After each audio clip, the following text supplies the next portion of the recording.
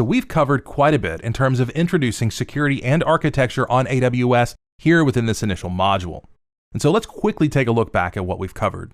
First, we reviewed the core concepts around security and architecture. We also explored the AWS shared responsibility model. So we had a clear understanding of what is our responsibility as the customer and what is AWS's responsibility when we're leveraging the cloud. We also introduced the AWS well-architected framework, and we talked about the 5 different pillars that it provides for helping us know how to best take advantage of the platform. We then examined fault tolerance and high availability in terms of concepts around reliability that we need to put in place with our custom solutions. And we also understood the provided tools for compliance. So now let's go back and let's review our 3 scenarios that we presented within the previous clip.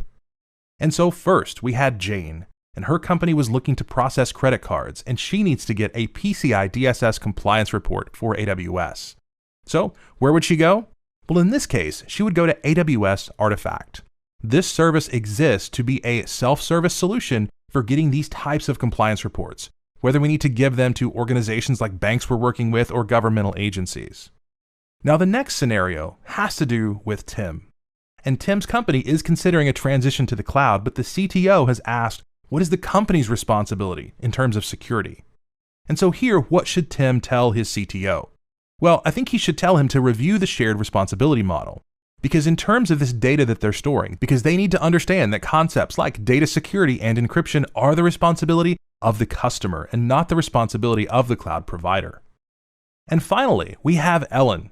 And Ellen was curious how to best leverage the capabilities of AWS for this custom application that is being built at her startup.